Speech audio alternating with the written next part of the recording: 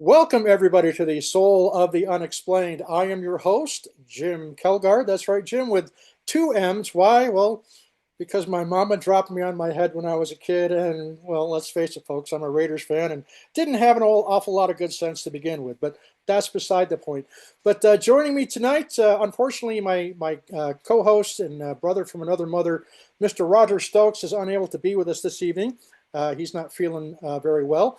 And sadly, Johnny Stratton, our other member of the team, wasn't able to join us. He's working, so we offer our big hello and hope that Johnny and Roger have a excellent weekend, despite the fact. And so that means that I am joined tonight by the other member of the Soul of the Unexplained team, my favorite Denver Broncos fan, whose team beat the living tar out of my team. Not like that's too hard. Uh, But Mr. John Nyberger, how are you doing, buddy? I don't think I would say they beat the tar out of it. I think that was they were both trying to lose, and our team did the worst job at losing. How's that? Yeah, okay, And okay. it was pretty bad. I'll give you that. But But at least you guys are on top of the AFC West right now. So anybody but the Chiefs. Sorry, Linda. anyone but the Chiefs. Oh wait, Yes, is our indeed. guest a Chiefs fan? Well, No. we'll find out in just a second. We'll find out In a very soon. moment when we That's get. right. Yes, but as always, I'm happy to be here. Yep. Right on. So, folks, we're joined today by two of my absolute favorite people, and we'll go ahead and introduce the first one here, a very dear friend of mine, and a very, very valued member of the current Skinwalker Ranch investigative team, the man who handles all of the things that go bump and thump in the night, Mr. Kaleb Bench. Kaleb, how you doing, buddy? Doing great. How are you guys? Doing awesome, awesome, awesome. So good to see you here. How have you been? Doing great. Doing great. We finished up with our last season's work, if you will, and just excited for everybody to see that coming soon. And so just kind of getting back into more slow-paced activities, if you will. So Excellent, excellent. And folks, we have as if getting Kaleb wasn't cool enough. We are also pleased to be joined this evening by yet another individual who has done security at Skinwalker Ranch. However, he was a security member of Skinwalker Ranch before Brandon Fugel bought Skinwalker Ranch, and so he did security from I believe 2010 to 2016. And if I got that wrong, I'm sure he'll correct me on it. But of course, I'm talking about the man, the myth, the legend, Mr. Christopher Bartel. Chris, how are you doing, buddy? I'm doing good, man. How are you? Thanks for having me on. And yes, it was 2010 to 2016. And no, I'm not a Chiefs fan. I'm a New York Giants fan, believe it or not. Oh, then I'm Believe it or sorry about not. that too. Yeah, I know. I know. Well, that means we I can know. we can be nice to you then, because at least you do have Right. some modicum of taste when it comes to your Yeah. NFL teams. Yeah. Yeah. But thanks for having me on. I appreciate it. And it's good to see Kaleb and everybody. And thanks a lot again for having me on.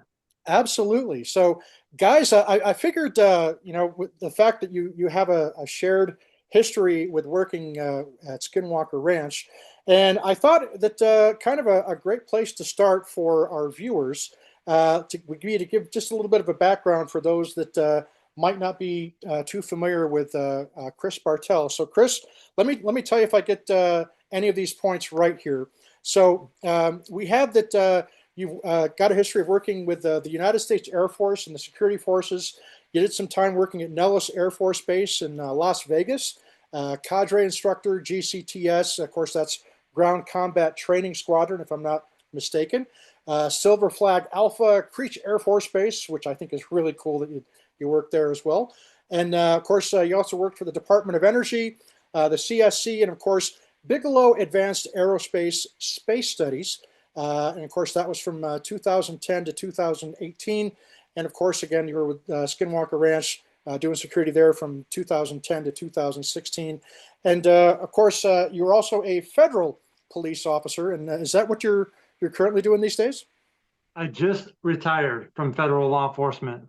So now I'm officially retired. Now I just do a normal desk job. And it's been a big adjustment, to say the least. I could But it's imagine. cool though. It's cool. It's allowed me more free time, which is why I was able to go out to the Uinta Basin in September, and then I did a couple other expeditions to New Mexico and scouted out some new places. And of course, I had my camera with me, and so that's kind of my thing now. I plan to at least twice a year try to make it out to Uinta Basin and other places and bring folks along with my camera. So yeah, it was pretty cool. It's been nice. Absolutely. Very, very cool. And Kaleb, of course, you, in addition to doing security at Skinwalker Ranch, of course, you spent some time in the Marine Corps.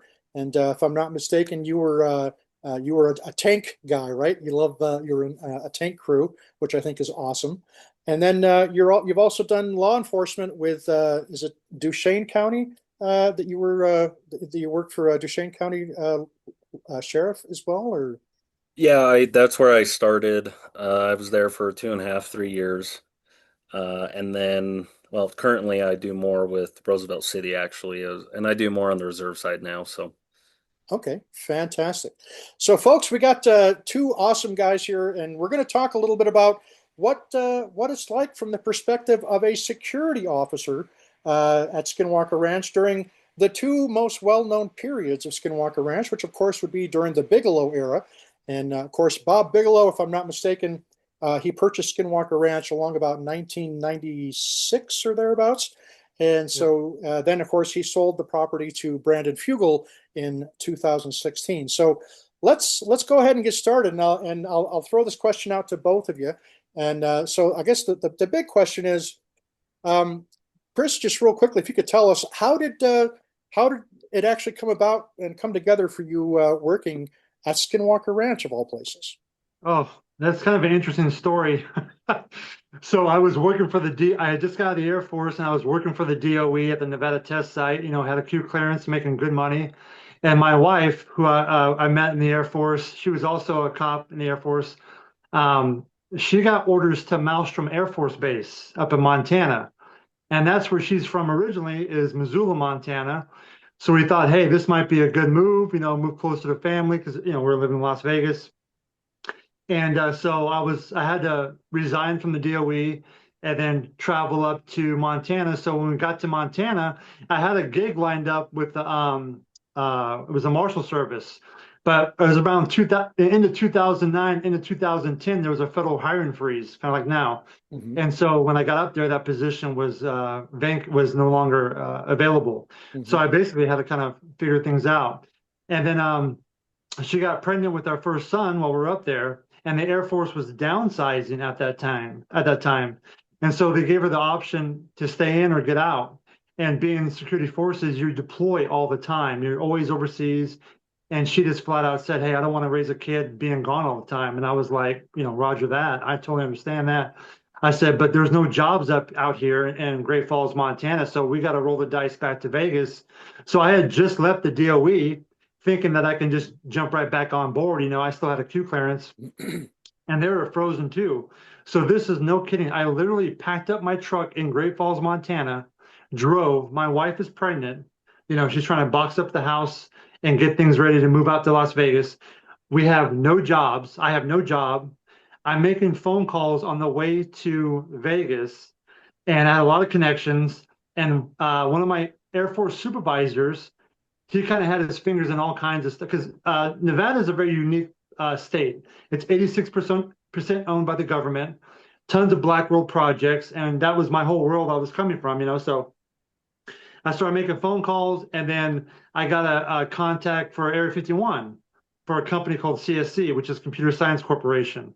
And actually, as I roll into Vegas that morning, I get hired with Area 51 first as part-time gig, though. It's not a full-time position. I'm looking for a full-time gig because I got a baby on the way. So the same supervisor said, hey, contact this guy. He's got a gig with some aerospace company. I'm like, okay, cool. So I call him up. He knew me from Nellis. We worked together at Nellis, and we met actually at the VA hospital in Las Vegas where they were breaking ground at. It was all dirt. And we had like a little meeting there in the parking lot, and he gave me the rundown of like what the job entailed. And he was very vague about it, but the key factor on my side is I had an active Q clearance, Mhm. which is like a golden ticket for that world. Right. And so he basically offered me a spot with the Bigelow team, but I had to have an interview first with Colin Kelleher, which I did. And then I went through the interview process, and it was a very interesting interview, to say the least. I can get into that too. But long story short, I got hired with Bass as security officer, and then eventually made my way to Skinwalker Ranch while still working for Area 51 too. But you don't tell anybody you work for 51. You keep that Right. on the backside. But eventually, I ended up quitting Bass, going to 51 full time, and then quitting 51 full time and going back to Bigelow Aerospace. And that's a whole nother subject. But that's how I got there. Very chaotic. Looking back now at that timeline, I don't know what we were thinking. We were young kids, I mean, and we just rolled the dice. And I was Right. pretty confident that, with my background and where I worked at, I can get a job in that, and I did. So it worked out. That's awesome. Well, if it wasn't chaotic, it wouldn't fit Skinwalker Ranch, right? True, true. That's very Right. true. So, Right on. And Kaleb, let us know just kind of quickly what was it like for you? How did you find yourself at Skinwalker Ranch?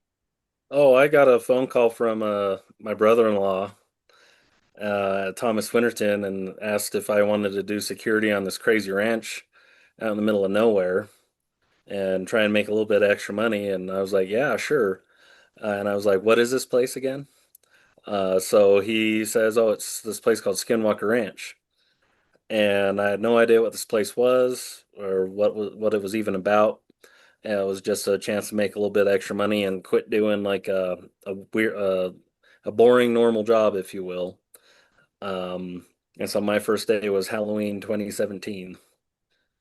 Right on. That I didn't. It was just that was kind of the job interview. Hey, you want to do this? So because essentially Brandon asked Tom if he knew anybody who could do security out in this area, and with me, I was about a year out of any of my service with the Marines at that point, maybe 2 years.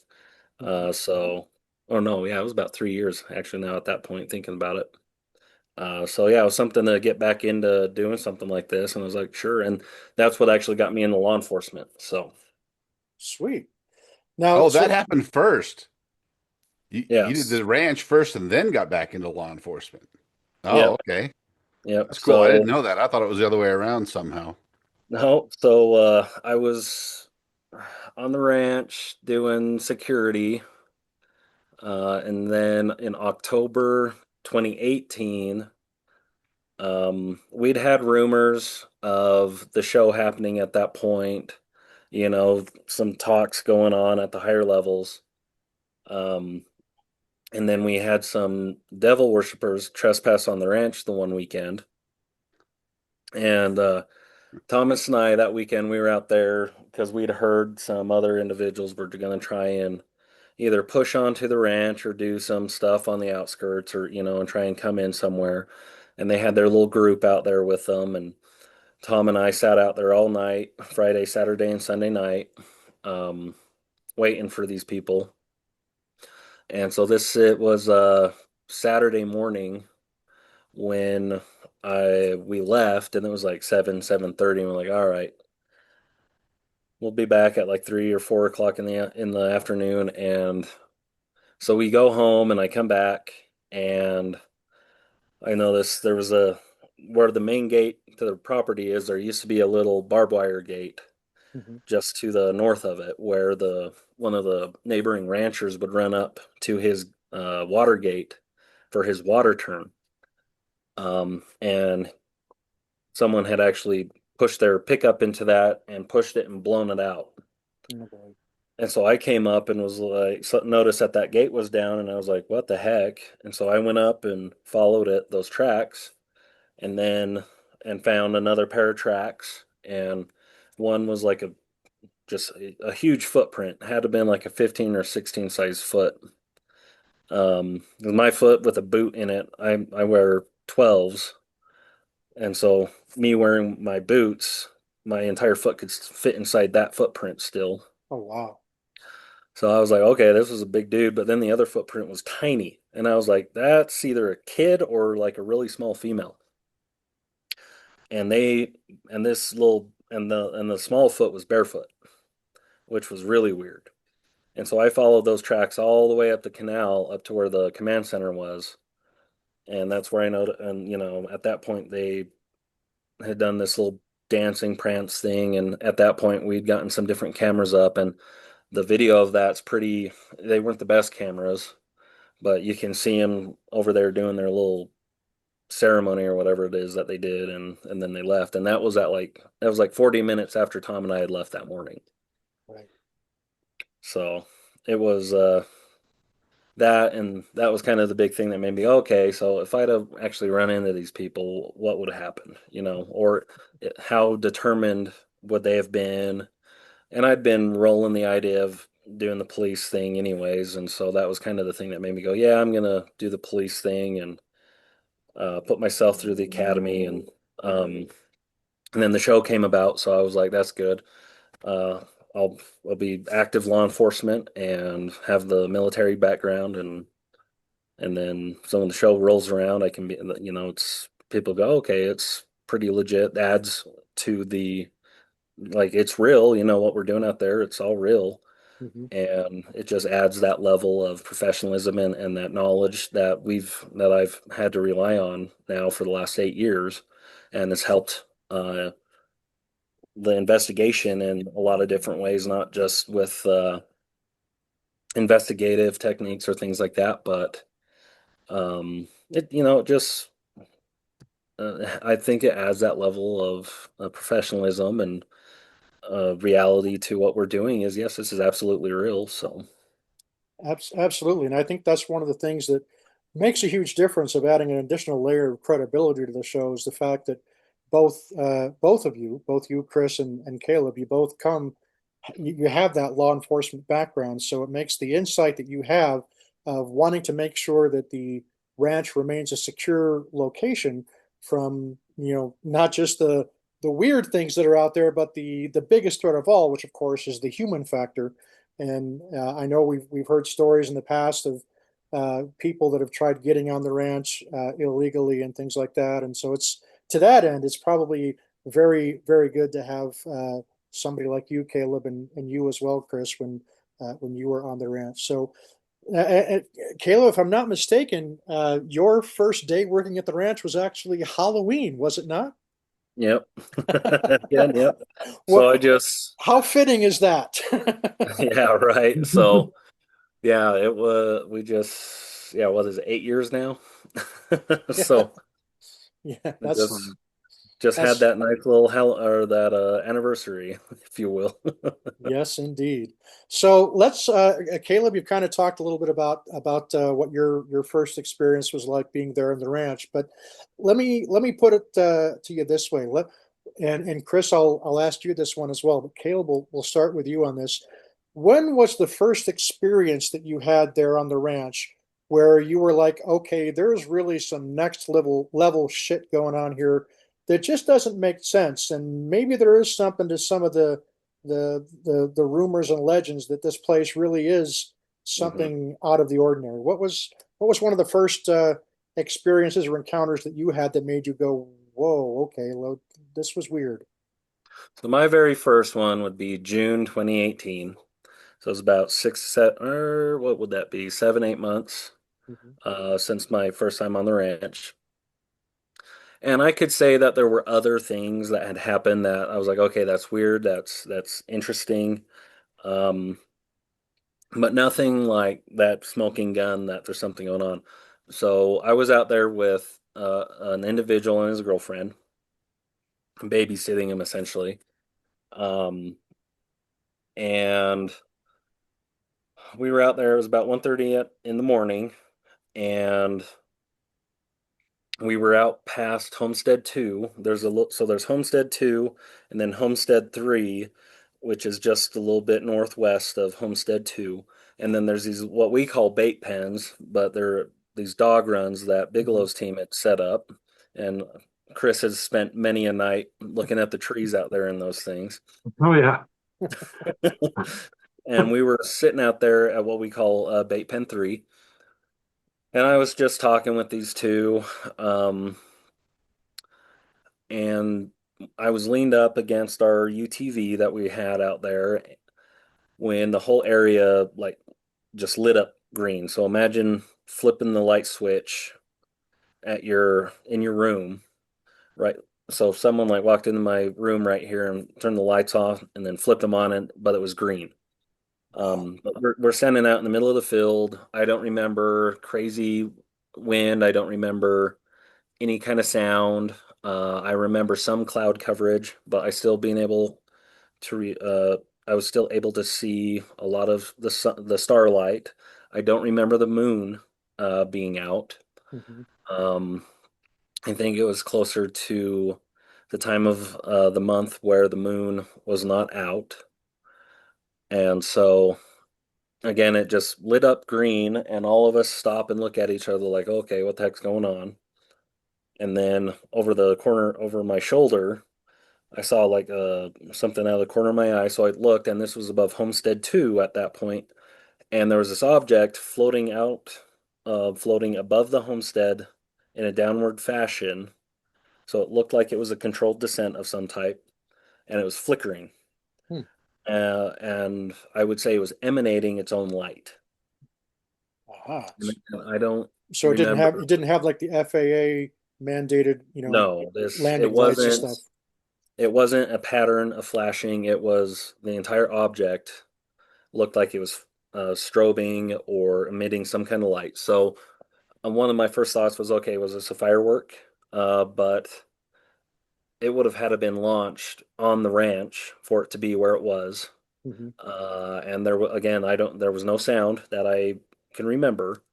Um, but that light essentially descended down, and where the trees in front of Homestead 2 there are, once it went down and kind of went behind those trees, it disappeared, and everything just went back to like a normal night. Wow. So did And that? that, yeah, So that was the big thing that was the first thing that made me go, okay, that was weird. And trust me, that's where I went through the whole process of, okay, could this have been a firework? Could this have been something else? Could this have been a flare? No, and to me, I'm like, no, it wasn't any of those things because there was no sound there, and I went around the rest of the property, and there was no, there was nobody else there, um, and so that was the thing that made me go, okay, that was weird, and then this is what I think is important to this, and this Mhm. has happened to me multiple times now with a bunch of the stuff that I've witnessed, and part of this, Chris will attest to also because he experienced things, and then I experienced the same things, and told him about them. And so this is kind of one of those stories where I've experienced something. I had no prior knowledge of any kind of activity like this. I had no front loading, if you will. And so the green light portion of that, 2 or 3 years later, Eric called me into the inner sanctum there in the command center and was like, and told me he was holding on, telling me this information until he'd found this essential journal or a paper or a picture of this journal from Jacques Vallée. And Oh now wow. Jacques Vallée had written in this journal because my understanding is he was involved with Skinwalker Ranch at some point long, during the Right. Bigelow era. Yeah. Yeah. And he had written in this journal about a green light appearing or to other people. Wow. I had no idea about that until 2 or 3 years later. So this was like 2021, 2022 time frame when Eric showed me that and was like, Jacques Vallée shared this with me years ago when the ranch changed hands, and he was a part of some meeting where he met Jacques Vallée, Hal Puthoff, Kit Green, some of these other scientists on the Bigelow side, and Jacques Vallée shared that Mhm. with him. And he sat on that until he could find it and show it to me. Yeah. Wow. And so, and the highlight of that is again, like I experienced that situation on the ranch. Then years later, something absolute proof is shown to me, going, "Hey, you're not the only one who has experienced this. So this is not front loading. This is an actual phenomena that's happened to people." So, and again, that's something that has happened to me countless times now since I've been out there where I've experienced something and years later, or sometimes a week or, a time, Mhm. certain time goes by and we get evidence of what I witnessed. Um, and it goes, okay, like this was not just something in my head. This was an actual phenomena that happened and we have evidence of it. Right. And I remember you mentioning one time that I remember asking you that if there was one word you could describe what this particular season had been, and you said validation.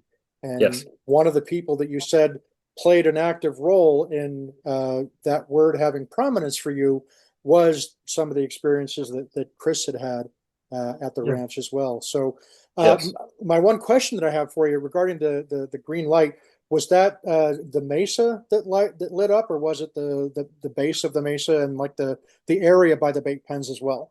Well, it was the entire area. And anywhere you looked, it wasn't like, say, the mesa itself was glowing.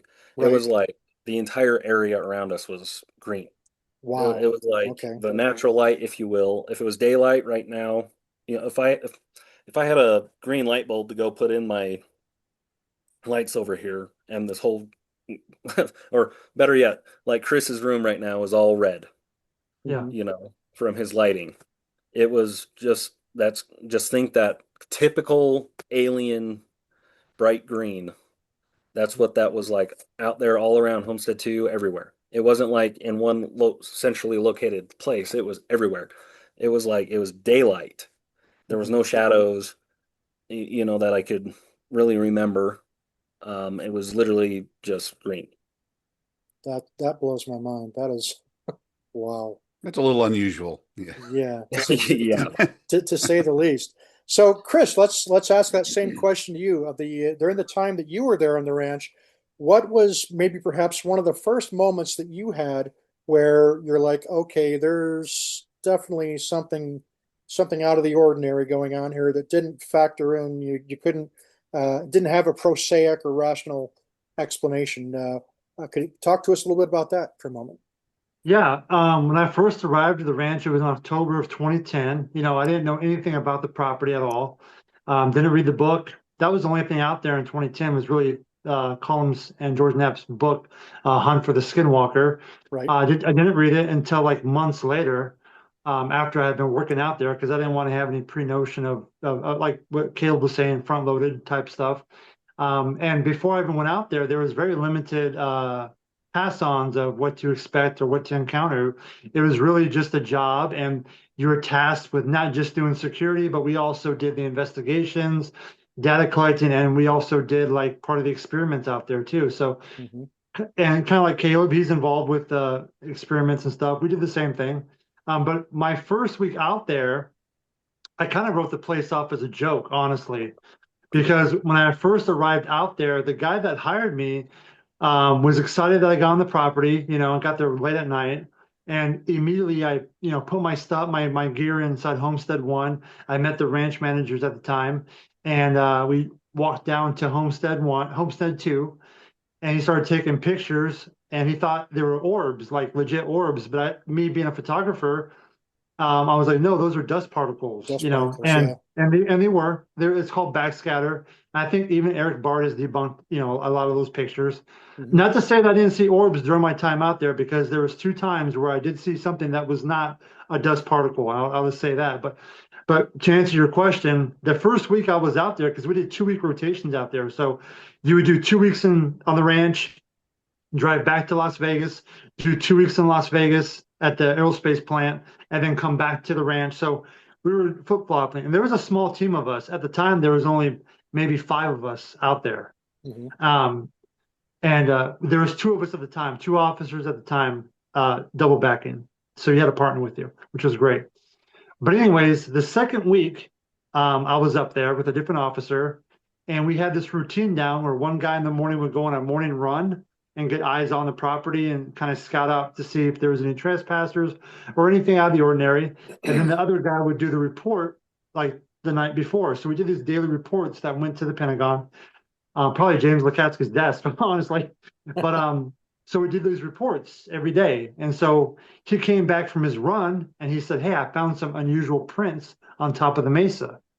And I'm like, okay, let's go check it out. I'm from the country of like back in the backwoods of Kansas. So being on that ranch was like being back at home. I loved it. I absolutely loved it. And so we went out there and we find these large canine prints, and they dwarfed our. We had two black labs and a border collie at the time, and these prints dwarfed our black labs prints. And what made it unusual, the stride of this animal at certain periods, it had like a 3 foot stride, and then back to 4 feet, and then back to three. It was very bizarre looking. Wow, that's a big You dog, know, whatever it is. Yeah. yeah, so we call our supervisors up and say, hey, I think we got something out here. It might be a predator. And their advice is, be careful, but try to document as best you can. We're still thinking at this point, maybe it's just a wolf or some type of animal, on the property.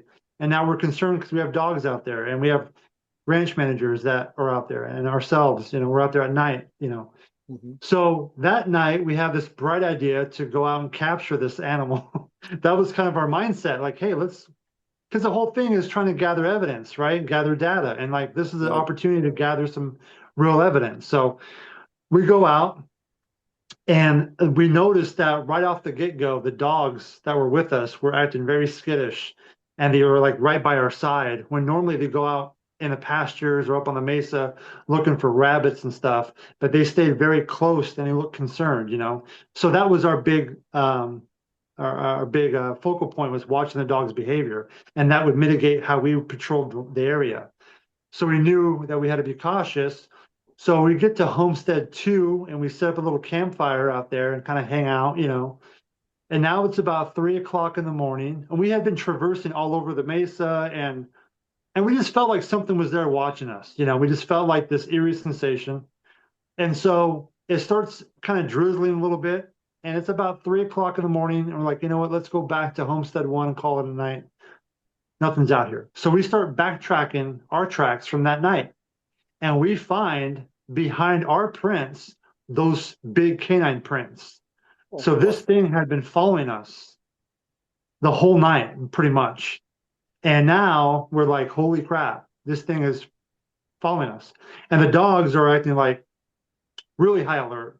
They can't pick up what's out there, which is weird. hmm. And so now we're like, no more tactical situation. We got the white light out, no more red light and stuff like that. We're no more NVGs. We want to get back to Homestead 1 very quickly, because now something is following us and we don't know what it is. So we get to the bend, which is now called the triangle area. There's that bend on the road, and we're walking down that dirt road. And so whatever was following us is going to be exposed either on the mesa top or in that big open field where that area is at.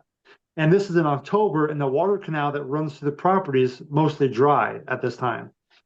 And I'm probably about maybe 50 feet ahead of my partner, and he says, stop, I hear something.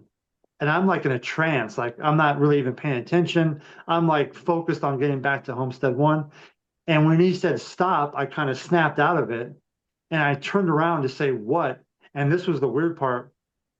As I'm turning around, this is like out of a movie, there was a full moon night and the clouds went over the moon as I'm turning around, and the whole area felt like the vibration dropped, like the energy just like I was walking through water. It was bizarre. And I turn around to say, what? And out of the ditch behind him, we both hear this god awful guttural howl growl, like a howl and a growl combined, and it's guttural. And out of the ditch, I see this black canine wolf about the size of a deer jump out of the ditch, jump onto the dirt road, and travel west. The three dogs that we had, instinctively go after this animal. We go after the dogs, thinking that if they tussle, they're going to die because this thing's that big. Right. And we're running after this black wolf or black canine, whatever it was. And we lost sight of it. And around the same time we lost sight of it, like it disappeared in the darkness, the dogs stopped on a dime. Like they didn't continue the pursuit. And they immediately looked back at us like, did you see that? And we're looking at the dogs like, did you see that? And there was an old bulldozer cat at the time that was right there that one of the ranchmen used to bulldoze the roads. And so we jumped on the bulldozer to try to get eyes on the area to see if we can get pictures of this animal or whatever. And the dogs did like a 360 around us. And so we got back, we ended up going back to Homestead One, making the phone calls and doing the report. And I remember in the initial report, I was so kind of freaked out about it because I had an active Q clearance at the time. I told my partner, I said, do not put in there that I saw the animal, because I was afraid. I didn't know who was reading these reports. Right. And I was afraid that somebody would read that report and say, hey, that guy's insane, pull his clearance. Because the world I came from before Skinwalker, that's how you operate. It's no Sure. BS. It's real deal. I mean, I'm working with special access programs as a security officer. I'm with the priority level 1 resources, all that stuff. So they want to make sure you go through psych evaluation. So I was kind of paranoid about losing my clearance. So in the report, I didn't see it, but I saw that thing. And even I kept a daily journal for like the first month and a half, 2 months. And even in my monthly journal, I was kind of scared to put what I saw, afraid that maybe somebody might read that one day and say, Chris has lost his mind. But anyways, so that incident happened. We went out and collected those images of the prints. I think I showed you. I think I sent them to you before. Yeah. And I showed Kaleb the prints. And this is in October of 2010. Now, fast forward 2015, I'm out there alone, right? Because after 2011, we went to one-man officer out there. So one man to patrol the area and do the data collecting and all that. It was very, very rigorous. So fast forward 2015, the ranch is like a second home to me now. I feel very comfortable there. No more fear factor. I'm at the East Gate where Kaleb said he saw the devil worshippers coming out to the entrance out there. I'm actually in that tree line in a lawn chair with the dogs. And this time we have Will, the canine that's out there now. We have all 3 black labs. And I'm kind of on my phone watching the road because I'm waiting for trespassers. I'm just kind of getting through the time. It's like 3 o'clock in the morning. I'm exhausted. But anyways, behind me, I hear that guttural howl growl that I heard in 2010. I come off my chair, I roll out, draw my weapon out. As I hit the ground, the dogs chase after it. I get up, jump in the sage bushes, try to get the dogs, and whatever it was gone. That animal was gone, but it was like letting me know that it was still there. And I thought to myself, this is so bizarre because this isn't like typical wolf behavior. It's just, right. If it wanted to attack me, it had opportunity in 2010 and also in 2015 when I'm alone. Yeah. And that's when I was like, in 2010, I was like, okay, there's something else going on out here. And then you'd think in those timelines, I'd have a ton of stories. I have stories, but not like ones that I want to validate as real because I want to have a secondary witness or some type of evidence. And when Kaleb talked about his green light, I don't remember ever seeing a green light, but the gold light that him and Travis saw above Homestead One, I saw that too. And I try to document that with the video recorder back when I saw that. So when he talked about that, I immediately texted him like, yo, I saw that same thing back in 2012, I think it was. And so there is weird overlapping layers of validation, and that ranch has got it's a bizarre place. It's not just the ranch, it's the whole basin, but specifically that location is for sure. Yeah. So let's Kaleb, let's kind of tie this into what Chris was just talking about with the with this creature that at least is a descendant, if nothing else, of a dire wolf, and how the carcass that you and Travis and Dragon found in the Dry Gulch Creek a couple of years ago, and they've since done a DNA analysis on it, and it indicates that what was it, like a 10 or 11% descended from the Arctic timber wolf or something like that, of which there's no known specimens in North America.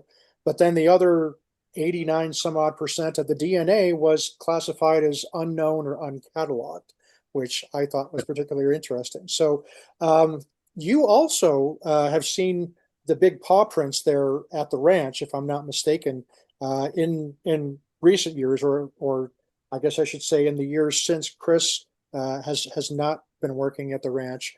So what are some of the experiences that you've had for perhaps our viewers or subscribers that haven't kept track of the docuseries?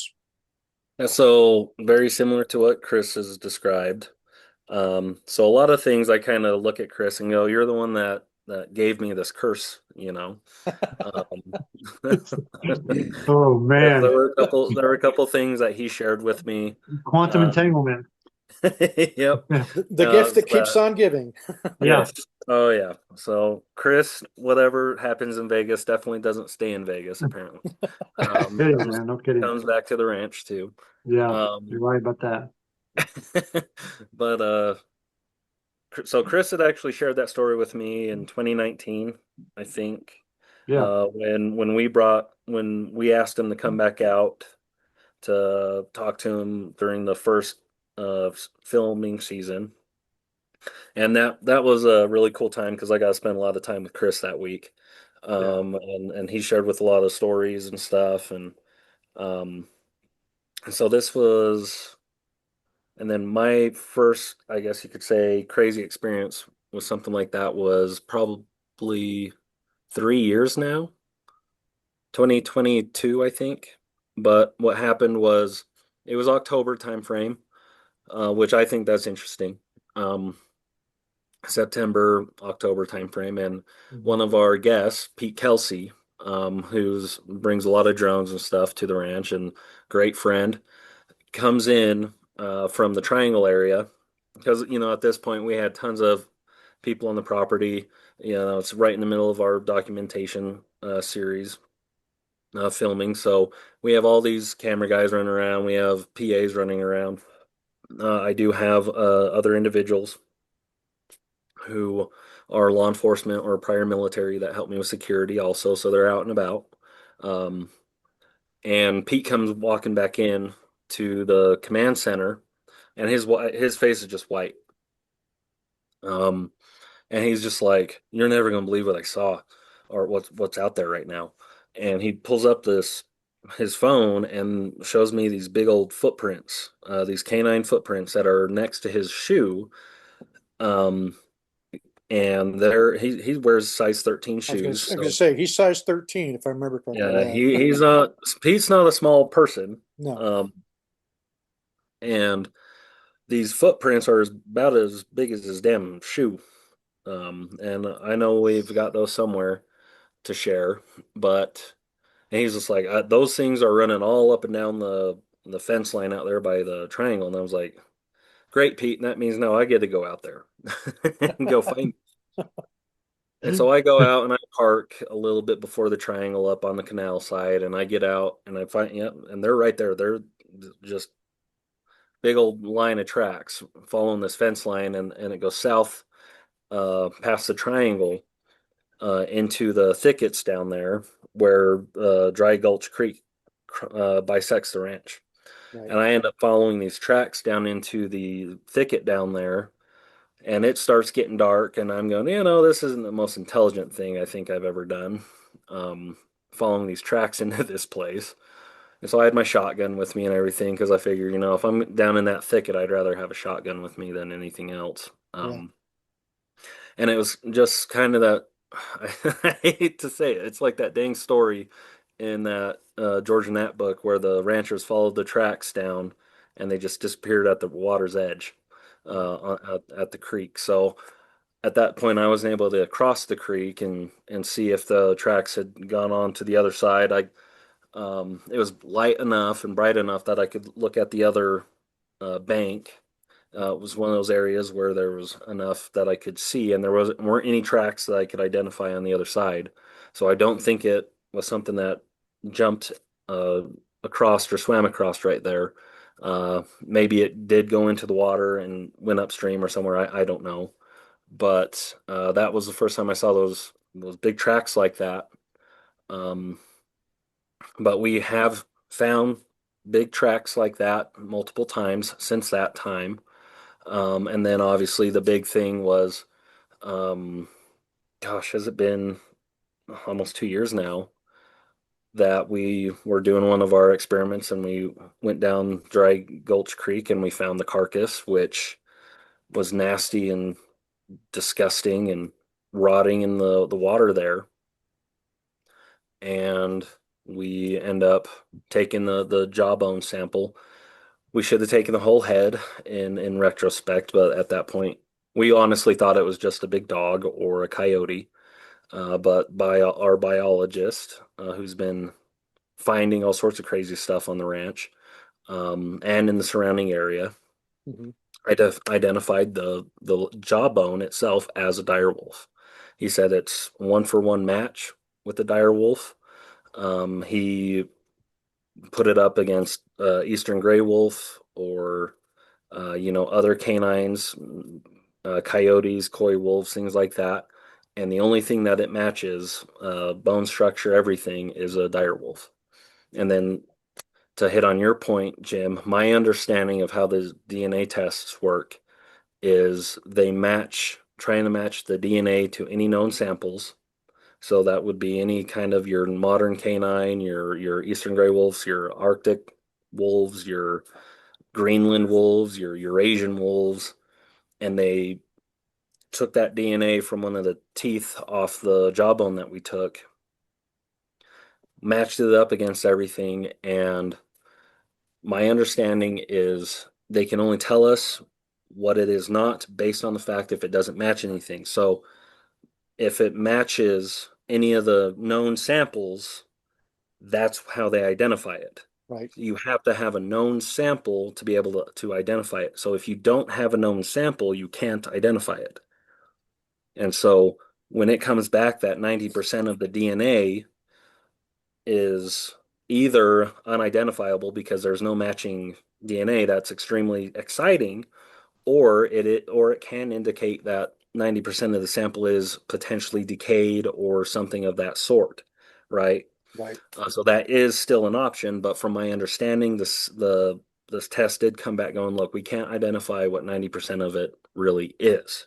Mhm. And so that to us, or at least to me, was that kind of evidence that does Validation, lean, perhaps. that leans more to this Right. is something that we do not know what it is. Yeah. And the only thing that it does match up to, again, when you take the other evidence with the bone structure, the size of the animal, of the carcass that we saw, when you look at one of the first pictures and it has the way the canines are, Right. and this is one of the things that Ben, the biologist, was able to tell us is normal canines, like their teeth are more, straight on like this. Right. Some do a little bit crossing a little bit, depending. But these ones were like straight out and like these huge tusks. Designed to rip in particular. Yeah. Oh yeah, and it's like when you think about the type of prey that direwolf were going after, their teeth and their everything's just bigger. Right. Ice Age is think everything but like 40 times bigger. Yep. And so to like Chris's point, when you have an animal that jumps out that's that big, a dire wolf is like 30% larger than a normal wolf, where Yep. my understanding is a large like Canadian gray wolf is like 250 pounds. Hmm. So add another 30% to that, bigger teeth, bigger bite force, everything, and that's a dire wolf. Yeah. Yeah. So Yeah. it's one of those things.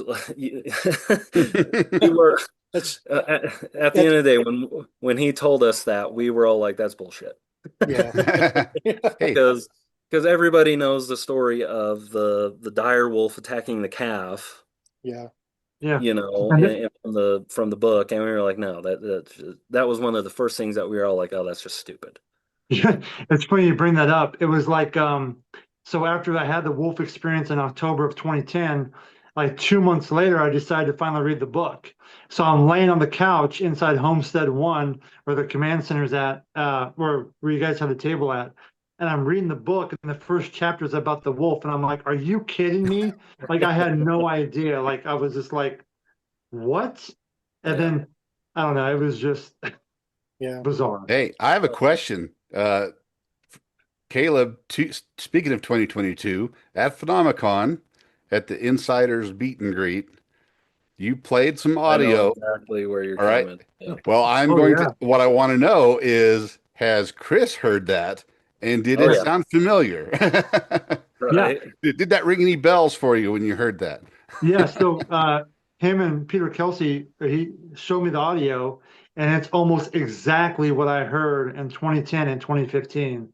up and close and personal, but exactly what I heard. Yeah. Yeah, I just I hearing that on the oh, sorry. I was no gonna say go just go ahead. hearing it on the recording Yeah. made my skin crawl. Yeah, Like I was legitimately scared just listening to it. same Yeah. same for me. It just had that the moment you heard it, it's like it just has this instinctive reaction that triggers like your human fight or flight response, and you're like, oh crap, that's Yeah. really whatever that is. Mhm. That is not that's something that's gonna hunt me down and eat me for dinner if Yeah. I'm not careful. Well, it Yeah. almost had this otherworldly Yeah, it did. aspect to it. Like, Yeah, I mean, it sounds like a howl kind of, but there's also an aspect to it that you're like, what the hell is that? You yeah. know, It, like that's not normal, whatever That's that that's is. that's something that you hear one of the creatures in Star Wars or something like Yeah. that making. Or But an American werewolf in London, out yeah, on the moors of Scotland, right. Yeah. It was, when I heard that, I was like, oh my, that's it. That was it. yeah, It brought me back to that timeline. And I think about that night a lot, like probably more so than I should, but I think about that because for the most part, a lot of the other stories on Skinwalker Ranch from my timeline, some of them been debunked, but some of them, I mean, there's some legit weird things that, and I try to keep myself very grounded on the subject when it comes to it. So it definitely opened my eyes. And then when all that happened years later on there, it was validation for me. Like there was something that we saw that was massive. It was huge. yeah. And the thing that I really appreciate about both you, Chris and Caleb, is the friendship and working relationship you have with the local Ute tribe and the Native Americans that are there in the Uinta Basin. And we've seen Don Mitchell. I think if I got the name wrong, I apologize. But Don Mitchell has been on the show a couple times. He works for the fire control there in the immediate vicinity and the tribal area around the ranch. But I know quite obviously the Native Americans that have been there much longer than the white European settlers have been there in the land. They have many of their own legends and histories pertaining to the whole property of Skinwalker Ranch. And of course, the very name, the Skinwalker, comes from the Native American lore and legends. And so I really I think it's important, and Chris, I know you and I have talked about this a number of times of the Oh, yeah. fact that we should never ever discount or throw on the scrap heap what some of those Native American traditions and legends are, because I think a lot of the times what we find out is that them having been there so much longer, uh, their history is going to be so much more insightful, I guess, if that's a better word that I can use for it. A lot more Yeah. wisdom coming from that end of it. And so, the one thing that I've admired about both of you guys is that um, you're always willing to take into account whatever kind of insights and information that can be passed along by the Native American community that's out there, not just in the areas surrounding the ranch, but in the Uinta Basin in general. Because, as you mentioned at the Yeah. onset of the episode today, the entire Uinta Basin is just a hotbed for activity that just isn't what you see anywhere else in the world, and that's what makes it so unique. There really is a different energy, a different kind of vibe when you enter the basin, not just the area by the ranch, but just being. And I know I've mentioned it to Caleb before, because whenever Roger and I go out there, in a lot of ways, it feels like we have a connection to it. Like there's just a different kind of unique energy that draws you in, and in Yes. some ways, it feels like we're going home when we go Yeah. out there into the basin, not just visiting Vernal. We have so many wonderful friends that live out in Vernal, and great restaurants and stuff that we love visiting in Vernal. But even just like my first time going out to the Uinta Basin was right around the time that about the time that George Knapp and Colm Kelleher published their book, The Hunt for the Skinwalker. And I had experiences out there, fairly certain that I've seen not just orbs, but also for want of a better term, a portal opening up, not on the ranch, because I never got out there for obvious reasons, because of how well guarded it is from the public. It's a private property, but one of the areas that's not too far away from the ranch, Roger and I were out there one time, and we saw stuff that we just were like, "Did you see that?" And Roger was like, yeah." And I'm like, "Okay, did you see what I?" And so it's the whole area is just charged with this Mhm. kind of energy, and I always, I don't know how to I always define say, it sometimes. I always say it's not necessarily the scientific method that matters out there. It's the native method that Yeah, matters. It's going out there, absorbing that land, grounding yourself, elevating your consciousness, which then ultimately evolves your spirit. And that's once you tune in your frequency to that vibration out there, you understand that's why people were drawn to that, specifically Skinwalker Ranch, for thousands of years. They were drawn to if you want to call it the phenomena or just the land itself, and they spiritually evolved with it. And I think that's super important. I do a whole grounding ceremony when I go out there. I told you about it, but yeah. I do it every time I go out there. And then a couple of years ago, I took my kids out there. I made them do the same thing. It's super important. And did they have that same kind of feeling? Did they feel that same kind of energy when you took them out They there? felt they had a great time. We got to do a lot of things, and yeah, for them it was. I think they're still trying to process it, And I think we'll probably go out there again, hopefully in the springtime. I'll take them out there again. There's a Yeah. lot of good places out there. Yeah. Well, Roger and I, once Roger gets his health back and I get over this huge bump on my head that I had a couple of months ago, Roger and I would love to take both of you guys out to that one place out there on the northwestern corner of the basin, and there's an area out there we'd love to take you guys to one of these times. It's not Yeah, tied into Skinwalker Ranch, but he'll still has some pretty trippy and unique stuff out there that I know we've talked about in awesome. the past. But I love that.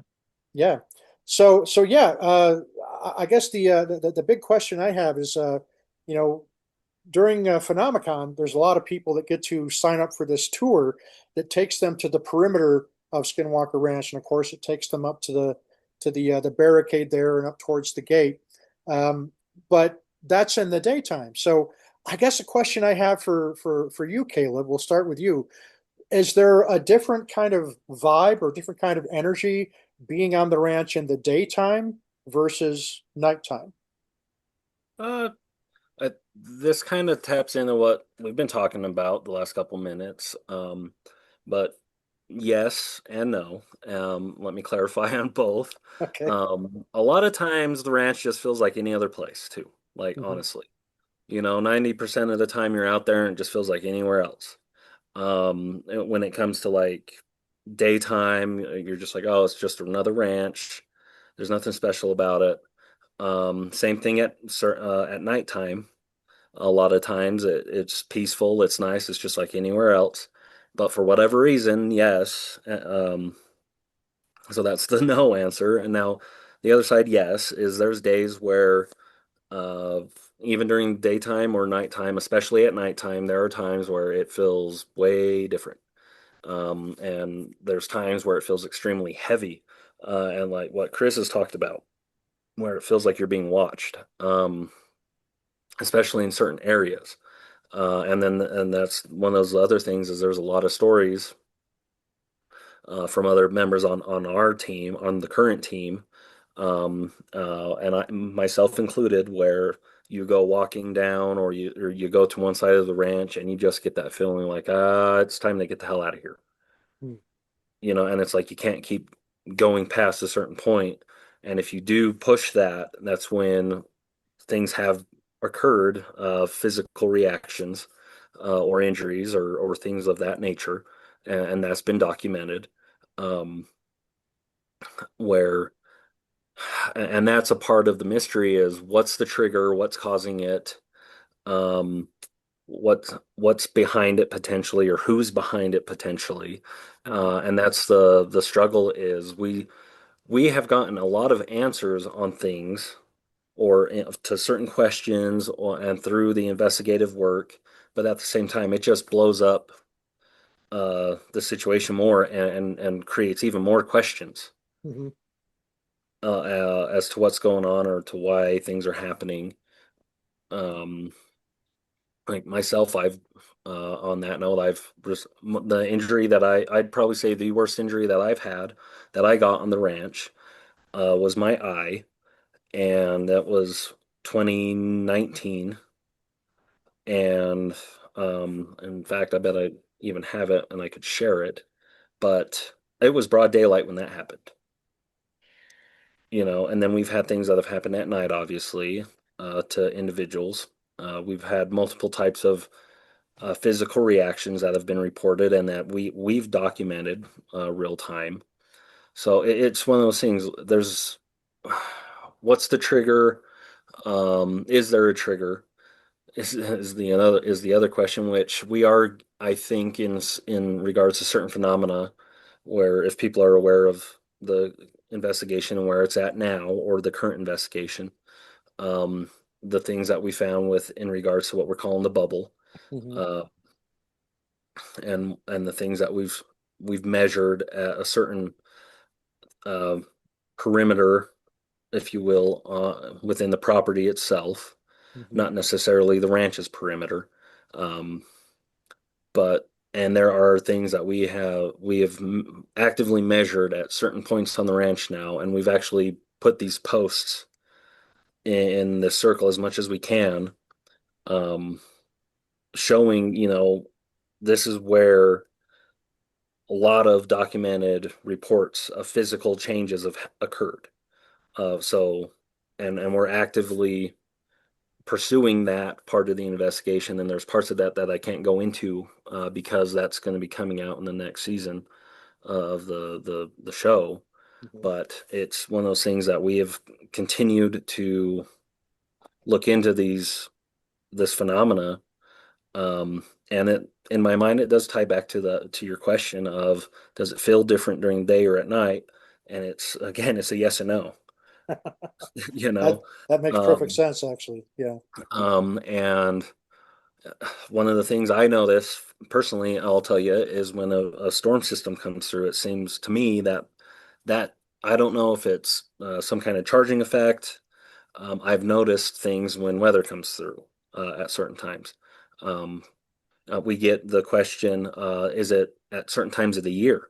And I Hmm. would say we I think at times during the winter, it seems like there's some kind of uptick, which going to Chris's point, if you ask, say, uh, a, uh, a tribal individual or individual who is kind of tied more into that culture, they go, "Oh yeah, of course.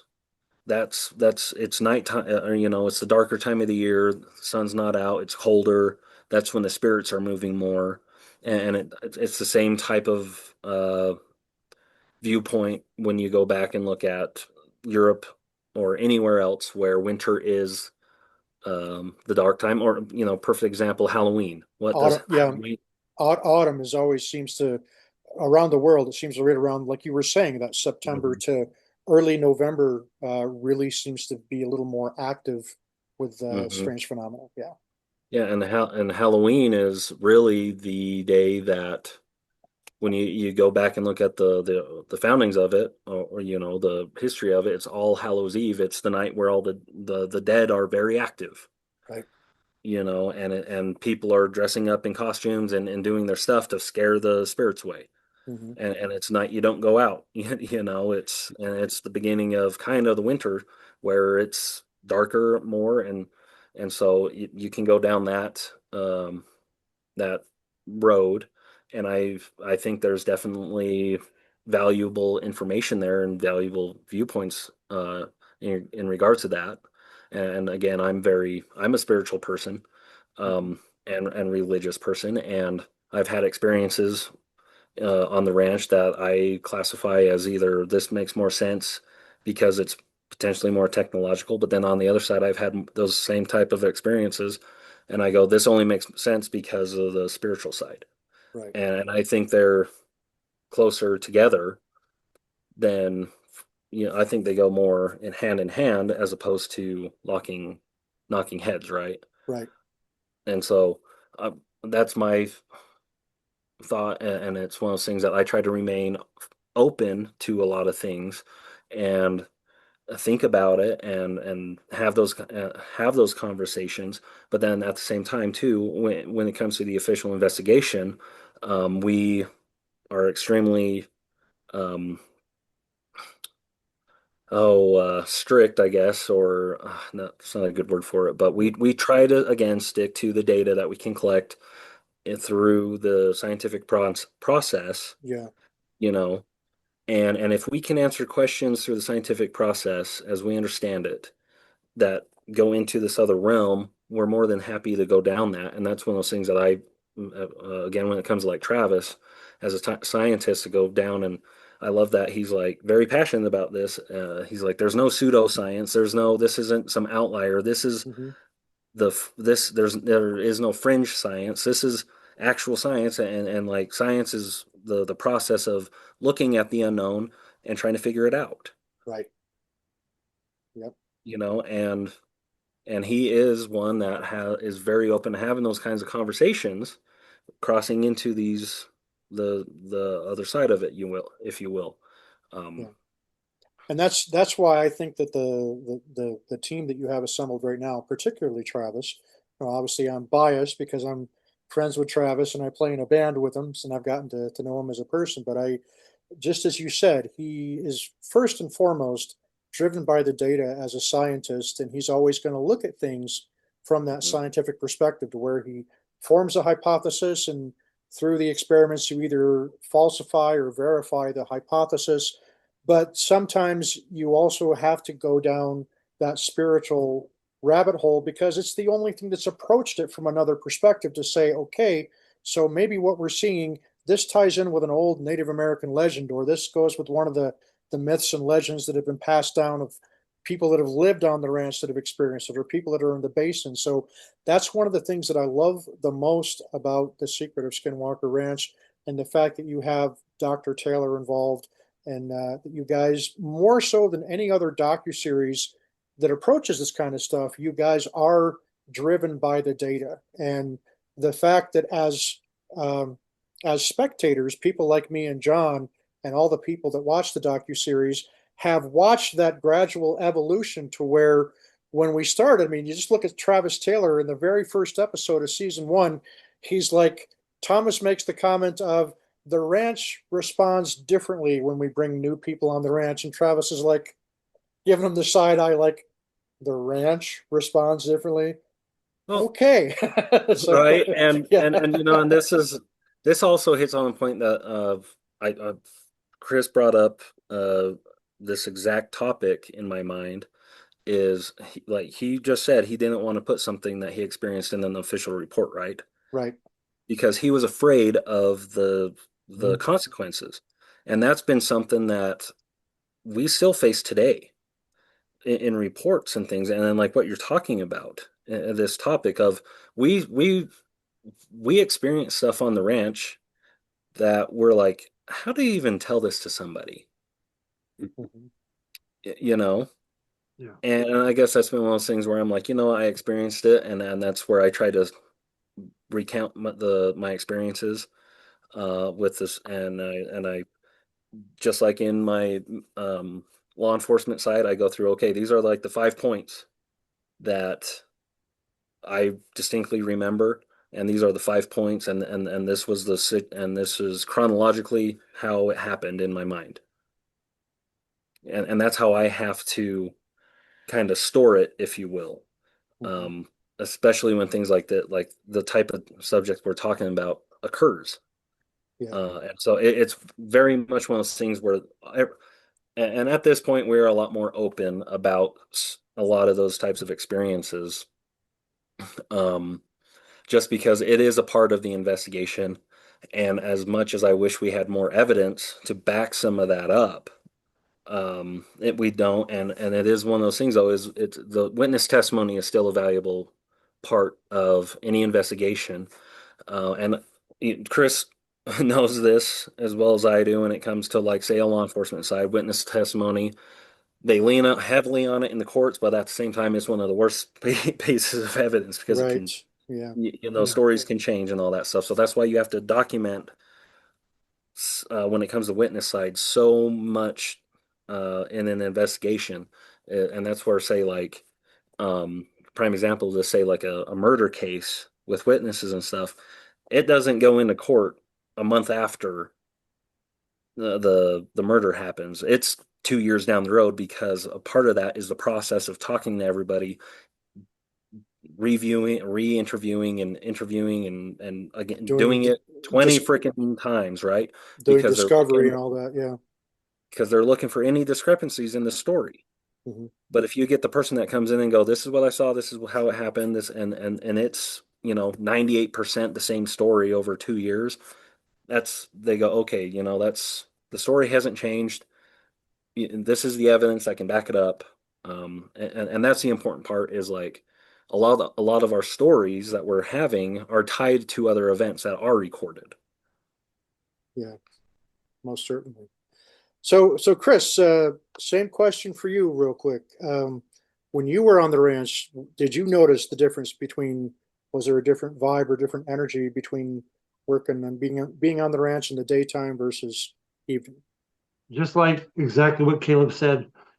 Most Yes of the and no. time, it felt like a normal ranch, for the most part. I mean, and then that's kind of the thing I noticed is that as soon as you put your guard down, you get jolted out of, into a different mindset. I guess maybe when you're scared, your chakra energy produces different type of charge or whatever. But I always noticed that when I was least expecting something to happen, something would happen, but yeah, he's right. It would happen.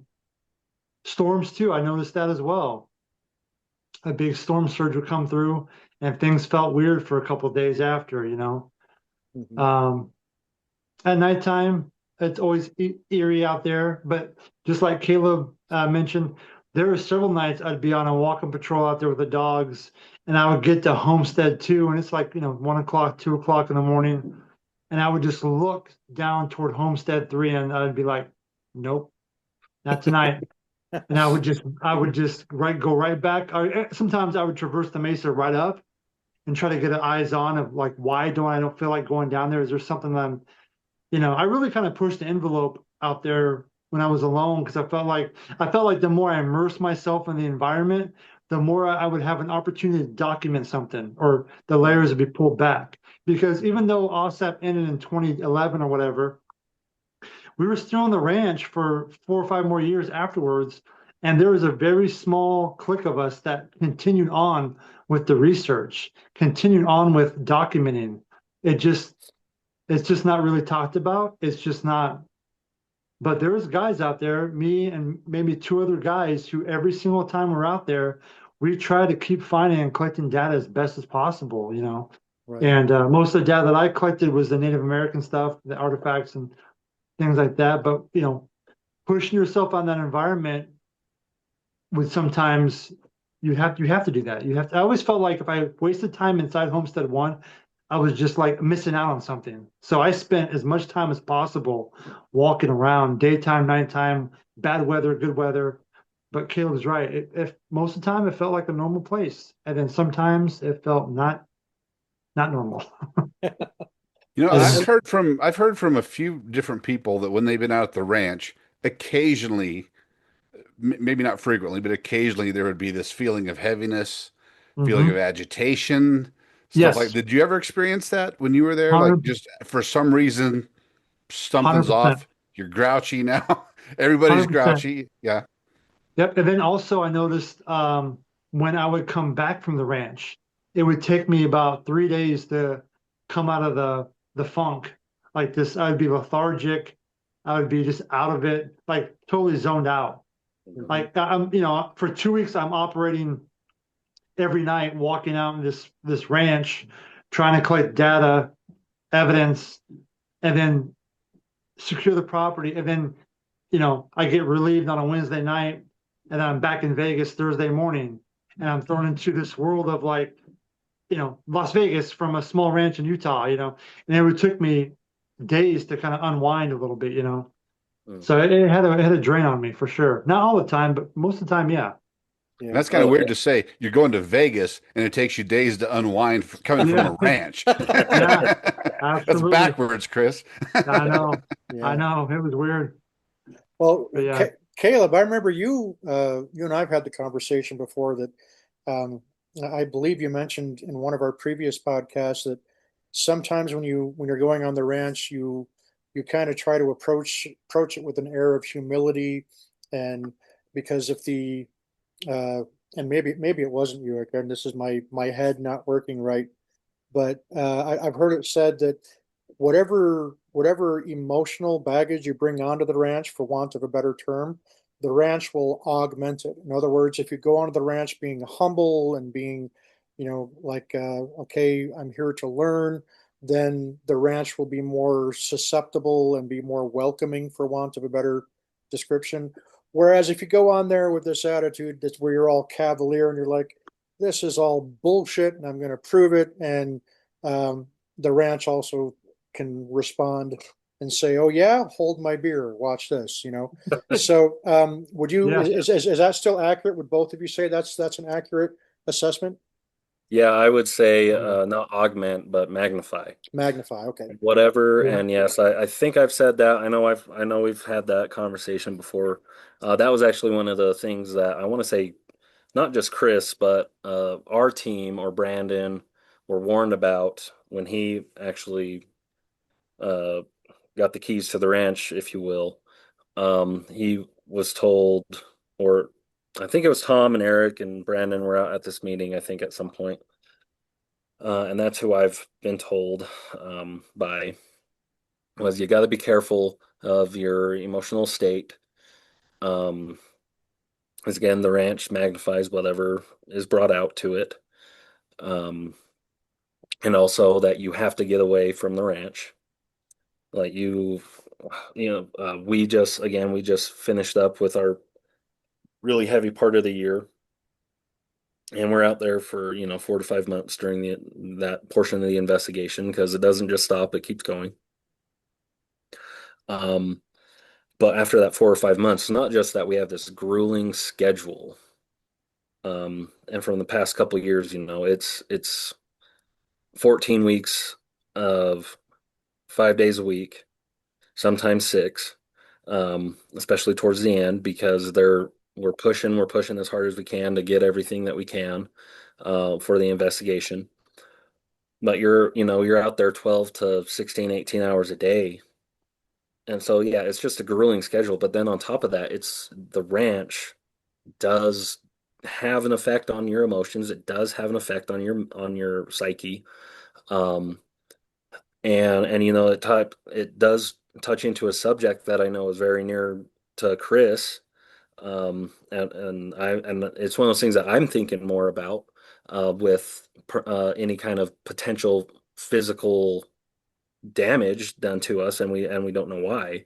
Right. Um, and it's one of those things is like you just got to get away from the ranch, and it absolutely does. Like there's days where you'll go out there and you just come home and you sleep for 2 days, Yeah. and like you're just physically drained. And it's not just because you're tired from like a normal. It's like there is something that drains you like a battery. Hmm. When you think about some of our experiments and you see what happens to batteries, it's like, oh, we're humans, we're a battery. Yeah. We have a lot of electricity going on in our Mhm. bodies, and it's like, and what's happening on the ranch, that affects us that way. Um, and so it's a very serious topic. Um, and it is one of those things where there's times where I'm like, I'm not going out there for a while unless I absolutely have to, just because I'm like, it's not worth, you know, of a major physical reaction at that point. Right. Um, and so it is, and that's where again that on the other side of that coin, that's one reason why we're like, we got to keep going, we got to figure it out. Um, because if it's happening here and for whatever reason, yes, the ranch is this hot spot, this freaking gold nugget, if you will, of information and crazy stuff going on. But if it's happening here, it's happening other places. And where are those other places? And if we can figure that, if we can figure it out there, we can figure it out. You know, if we can figure it out on the ranch, we can figure it out other areas too, and maybe put a bigger puzzle together, if you will. So yeah, it absolutely affects you in ways that we're still trying to understand. Um, and we've got some cool information coming up that I hope opens some more of those doors. Excellent. Well, I can't wait to see what you guys have been working on that'll eventually become season 7 of the docuseries.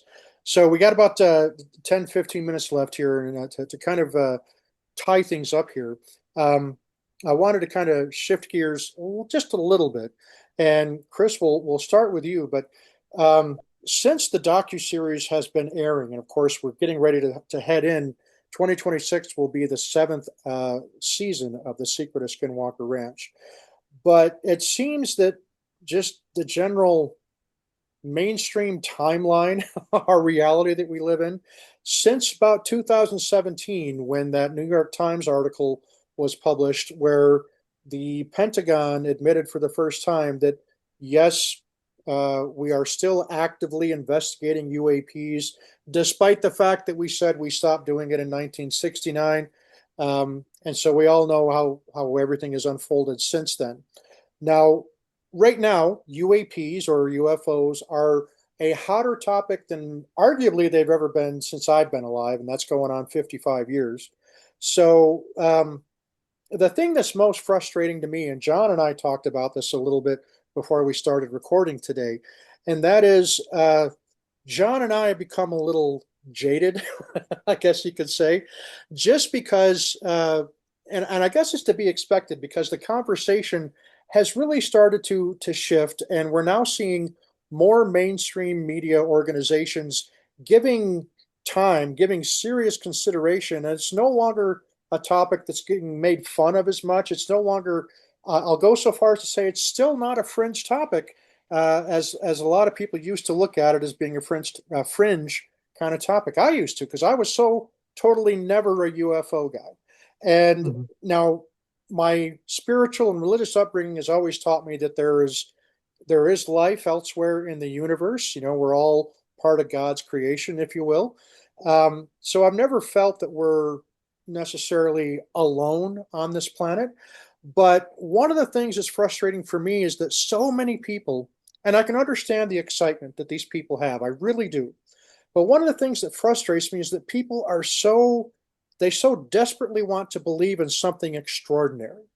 And for whatever reason, perhaps because it's Hollywood has conditioned us to believe that automatically UFO or UAP equates to extraterrestrial.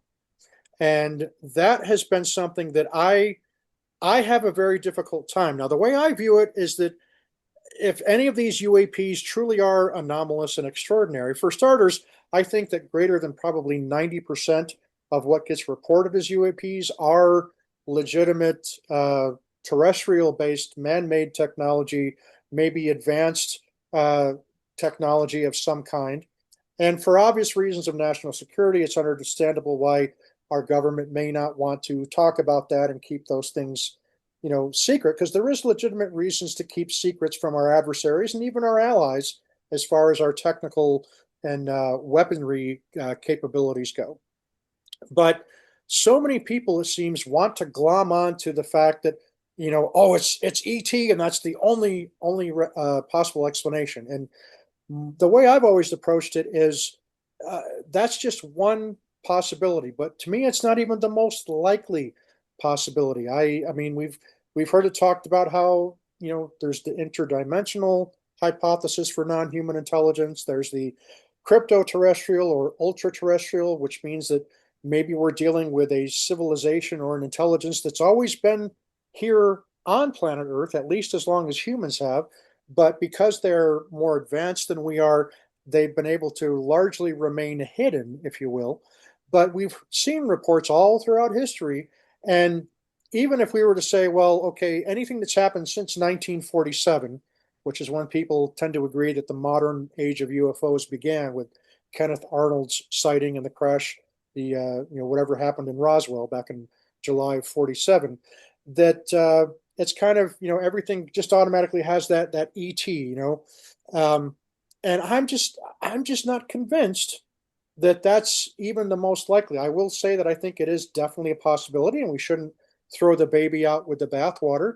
But one of the things that we're seeing on Skinwalker Ranch is we're seeing that this is such a complex mystery when it comes to not just the UAPs, but just everything going on at Skinwalker Ranch. There are things that would seem to fall into this one particular bucket, but then all of a sudden you see a phenomena happen that doesn't fall into that bucket at all, and you're left scratching your head going, what the hell? So I guess the question that I have for both of you that'll kind of take us out here before we wrap up is, what do you make of where things are heading right now? And the big thing that I'm excited about, I know John is as well, is there's this great documentary coming out on the 21st of this month called Age of Disclosure. And there's a lot of reasons why I'm excited about this documentary, but the two most exciting reasons for me are because I have two very good friends that are featured in that documentary. One being Jay Stratton and the other being Dr. Travis Taylor. But they're not the only ones that are offering up their insights and their viewpoints on this overall mystery of the UAP phenomena. So I'm excited about that, but I think that this disclosure thing it's a mess. I mean, it's always been fraught with people that will make claims that they can't substantiate, and there's outright hoaxes that have been perpetrated in the past. And so you kind of have to sift through an awful lot of bullshit to find something that really has any kind of substance to it, if you will. So, Chris, we'll start with you. Where do you kind of stand on all of it? And is there just I guess kind of, if you were to take the pulse, how does the UAP phenomena and just all of it, is there really anything anomalous there to look at, or is it all, just a bunch of hooey and nonsense? I think it's important to remember that at the end of the day, the UFO UAP narrative is ran by humanity. Right. And if it was a real topic, as much as we want it to be, we would have no control over that narrative. You know what I'm saying? Like, I'm a firm believer that yes, there is something out there in the universe. There's life out there. Have they visited here? I haven't seen the evidence to prove that. I mean, and I'm very jaded when it comes to this subject because of where I worked at previously before coming to Skinwalker Ranch with the Air Force, the DOE, and Area 51. I think that in today's climate, everything is reduced to likes, subscribes, clicks, and views. And mainstream media knows that if they have a UFO topic, it's going to get a lot of clicks and views, and everybody wants to believe. I want to believe, as much as everybody else does. But we have to stay grounded, because the problem in today's society and where this is heading to, everybody is programmed off 20-second video bites.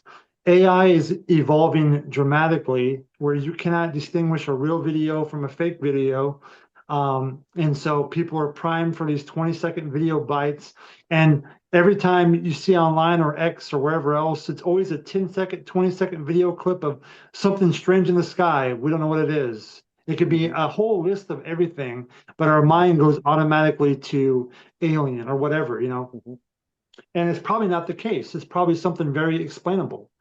And I've been, in the Uinta Basin. I've been all over with my eyes in the skies, looking for that undeniable proof. And I really honestly haven't seen it. Like where I've stopped and said, holy crap, what was that? Even when I saw the golden light over the Homestead One back in 2012, I believe it was, it caught my attention, but it could have been a falling star. It could have been a lot of things. It was only there for maybe 17, 20 seconds. It wasn't enough for me to document, It caught my attention. It was very bizarre.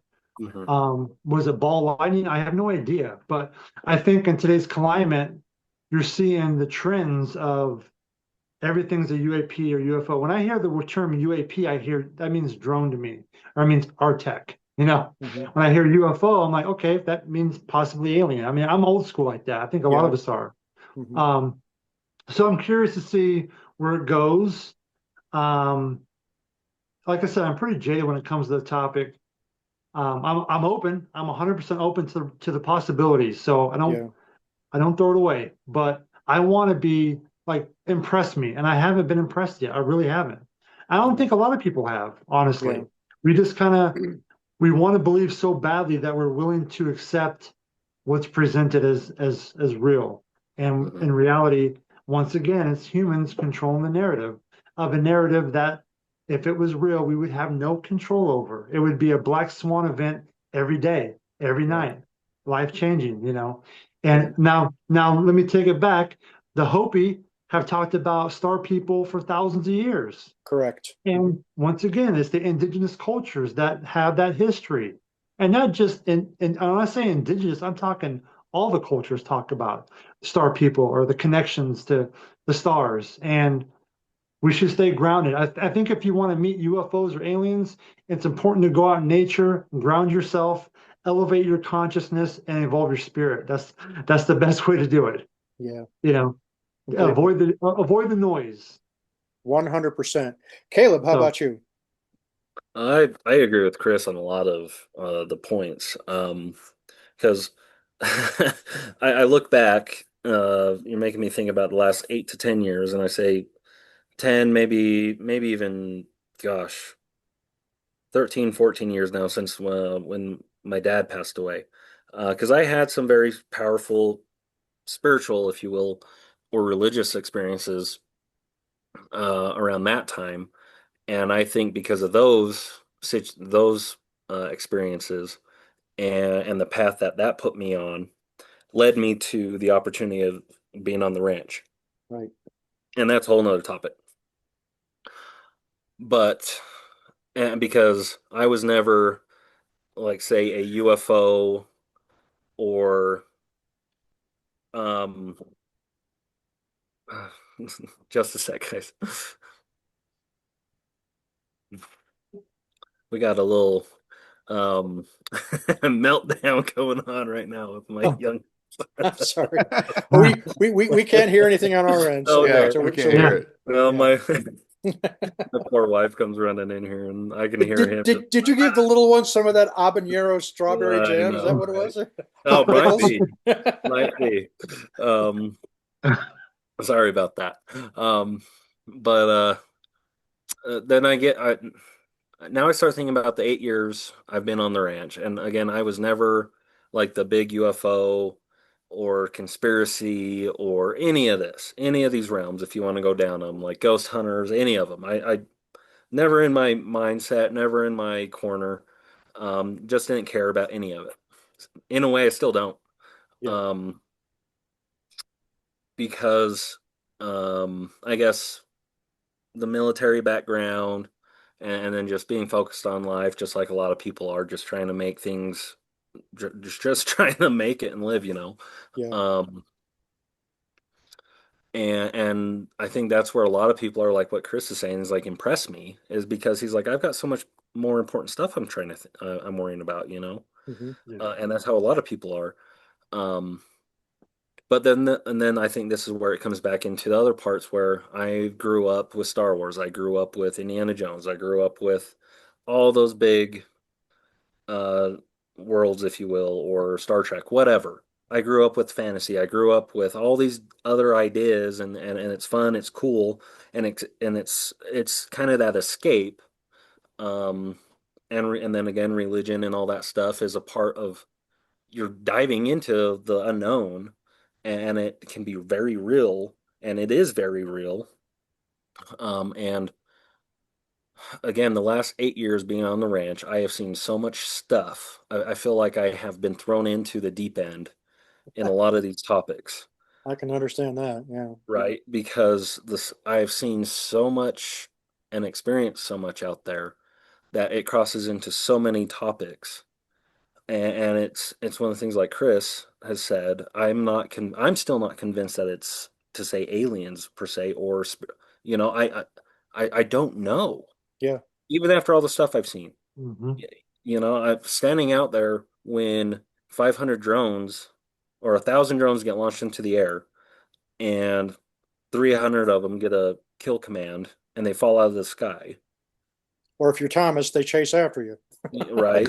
Yeah. And half a mile away, other crazy stuff's going on, and the system was checked and does these shows all over the place, hundreds of times in a month, and it works flawlessly. And then you find out later, oh, something got into the system and moved all the security blankets, if you will, or geofences for these drones half a mile away instantaneously.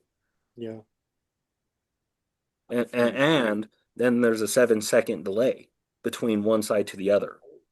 And you measure that same 7 second delay in multiple experiments where for something that it should happen instantaneously. It's like, what can do that? Yeah. Who can do that? And that's just the tip of the iceberg of these types of things. And that doesn't even include like the type of things like I know I've told you guys things that I've seen out there or Yeah. experienced at my house or when I was out on patrol as a deputy. And it's I think that's why like kind of where like Chris is at, and I'm at that point a little bit too, is yeah, I'm still waiting for that. Oh my gosh, holy crap, yeah, there it is. Mhm. Mhm. But at the same time, I'm like, I've seen enough. Yeah. Yeah.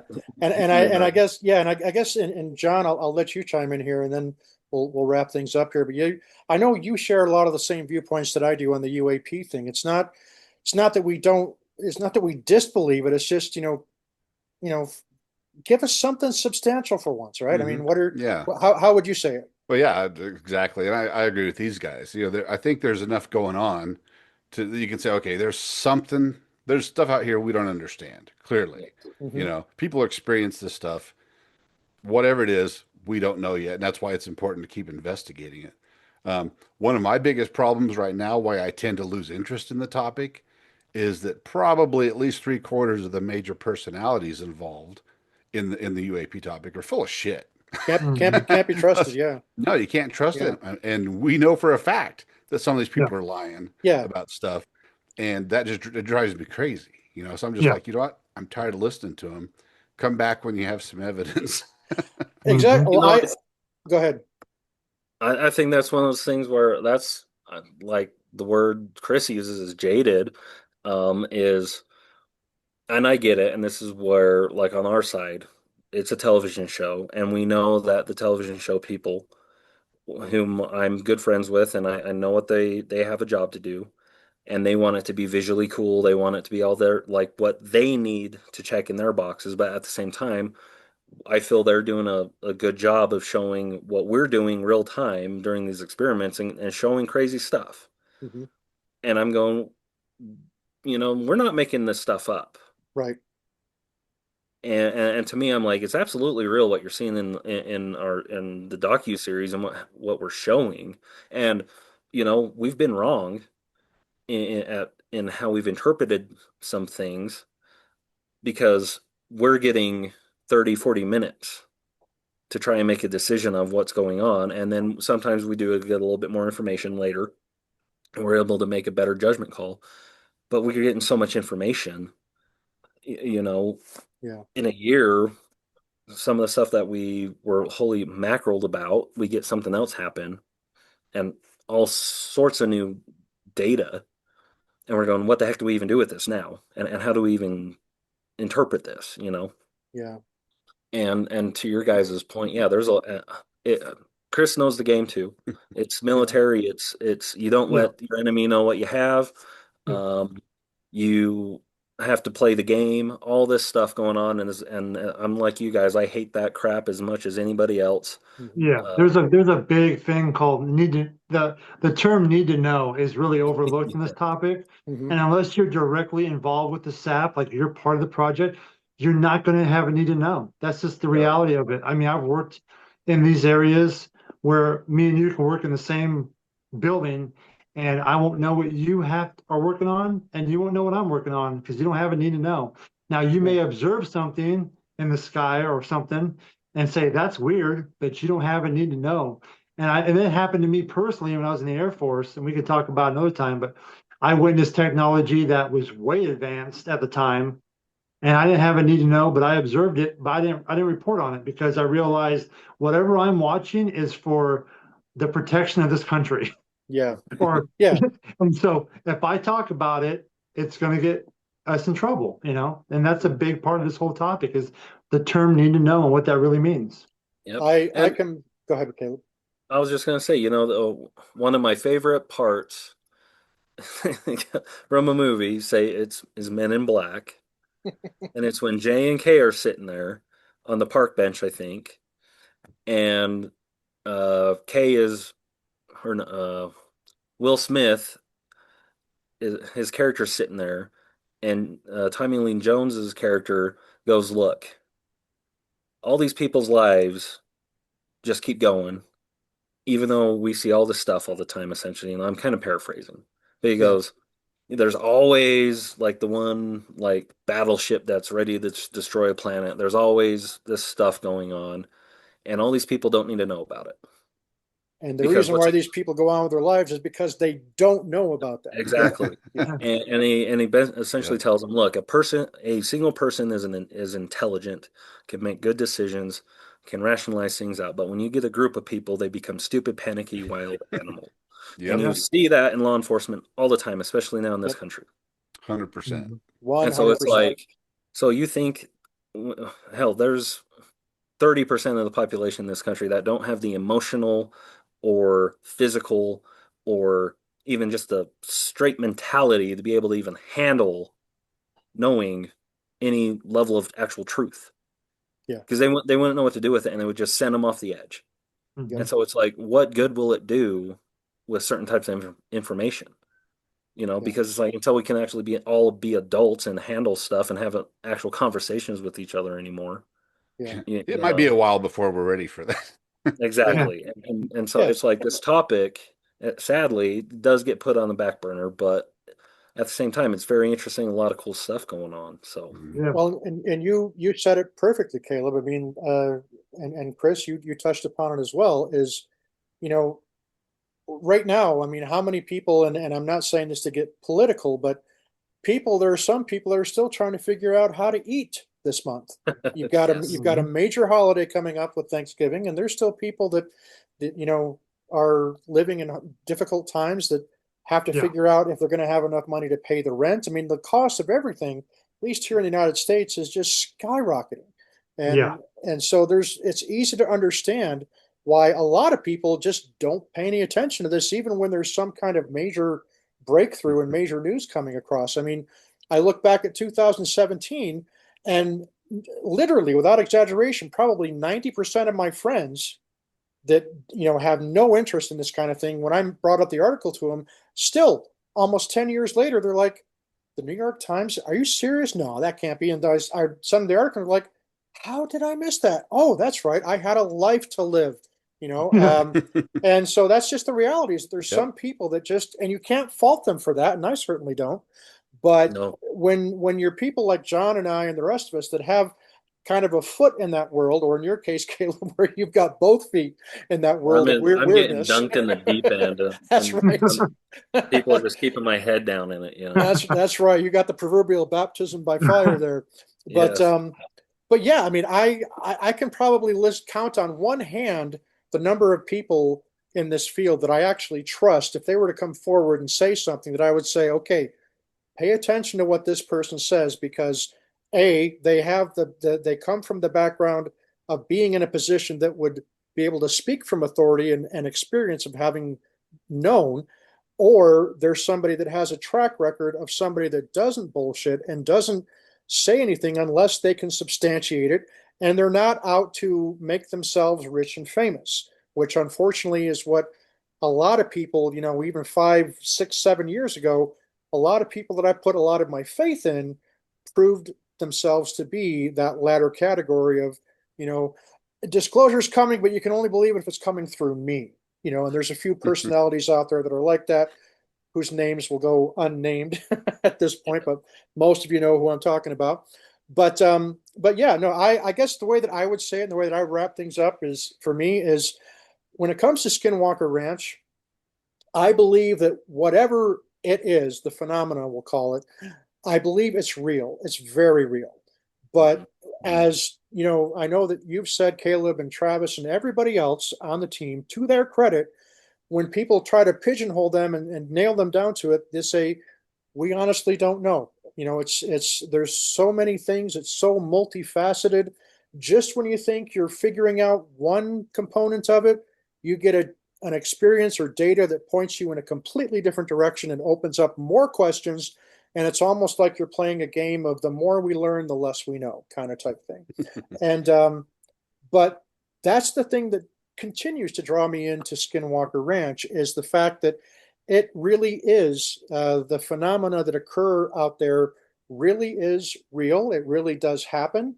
And the great thing about it is that you don't have to make shit up about it. It's because it's extraordinary and mind breaking and reality bending and breaking on its own. And that's the thing that I think if we were to get Travis to talk about it, he'd kind of mention that because he's, you know, as I mentioned, he's gone through that evolution to where he was like, this is, I'm going to figure this shit out in half an hour when I'm on the ranch. It's going to be a bunch of bad actors that are just, you know, playing elaborate tricks. And uh, Travis, I guarantee you, would not have that viewpoint anymore, based off of the things that he's seen and experienced out there. But that for me is what it was, how I feel still about Skinwalker Ranch. I'm so grateful that as a spectator, me and John and everybody that's out there gets to watch what you and the team out there are doing on Skinwalker Ranch, Kaleb, and we so appreciate it. Yep. We appreciate the manner in which it's brought forth and the fact that you're as transparent as the NDAs that you have allow you to be. And it has been the most enjoyable ride, truly, to be along on this journey with you guys as you try to figure out what some of this weird stuff is that goes on at Skinwalker Ranch. And it's been an absolute privilege and an honor for me to get to know you as a person, Kaleb, and you as well, Chris. Just think you guys are some of the finest human beings I've had the pleasure of getting to know. And one of these days, like I said, once we get Roger feeling better, love to get out there to the Uinta Basin with you and climb some of those mountains with you and look for some additional weird stuff out there with you, because Yeah, man. Lord knows there's no shortage of it. So just to wrap it up, closing thoughts.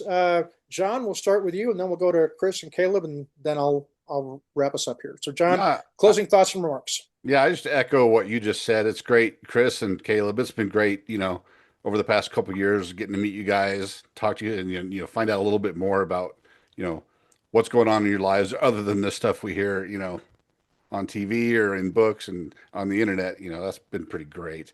And yeah, I want to make something clear when I said something about bring me some evidence earlier. I was not referring to the show. The show is about the only place where we're getting some data right Right. now. That's like the only place that's actually showing us some results. We may not know what the hell any of it means, and it just leads to more experiments because it's a big WTF, right? But Yeah. at least it's some data. So I just want to make that, Kaleb. I Oh, I wouldn't, know. but I want to make it clear for other people that I wasn't talking shit about you guys on the I know. podcast. I'm right there with you. I'm right there Yeah, with but no, I just want to say it's great. Chris and Kaleb, it's always a pleasure to talk to you guys. Right on. Chris, closing thoughts or remarks from you. I just really appreciate everybody, and thanks for having me on. It's good seeing Kaleb and John. It's been a good time, and my thoughts are with Roger. Hope a speedy recovery, and also with you as well. And hopefully, I look forward to seeing you guys for the next Phenomenon, or uh, I'll be out in the basin hopefully in the springtime, maybe in the summertime. I like to be out there in the fall, but I don't think I'm gonna make it this year. But yeah, I'm happy to be here. I'm very honored to still play a part in the never ending saga of Skinwalker Ranch. And there's so many layers to the puzzle, and I'm happy to provide my input when I can. So thanks for everybody for the support over the years, and I appreciate everything. You bet. You bet. Kaleb, closing thoughts and remarks from you. you. Again, thanks guys for having me on. I always enjoy the conversations, and um, at the end of the day, I'm extremely proud of what we're doing with Skinwalker Ranch and the work that we've put in and what we're trying to bring out to show people and the evidence that we're collecting. And I hope that we're able to keep going and keep trying to get more answers and more evidence and put more of this together in a meaningful, truthful way. Um, and again, I'm always again grateful to have met all you guys and consider all of you guys my good friends and everything. Um, so again, just appreciate having the conversation and it's just one of those humbling things, it's in a way it's very surreal still, where people are wanting to talk to me about this kind of stuff and Yeah. uh, get my opinion on these topics, because it just it just started as another job, Yeah. and now it seems like it's just been a wild ride and it's been very fun. Again, very appreciative of all your guys' comments and having me on, and thank you again for providing the space. You bet. Well, thanks again to both of you, and would like to wish both of you guys and your families a very happy Thanksgiving. If I don't happen to catch you before, because gosh, we're only 2.5, 3 weeks away from Thanksgiving. That's kind of Yeah. that kind of Hey man, blows my mind. hey man, biggest celebration in the years in a couple days here, Marine Corps birthday. What you talking about? Hey, That's right. right? Yeah, that's semper fi, man. Right?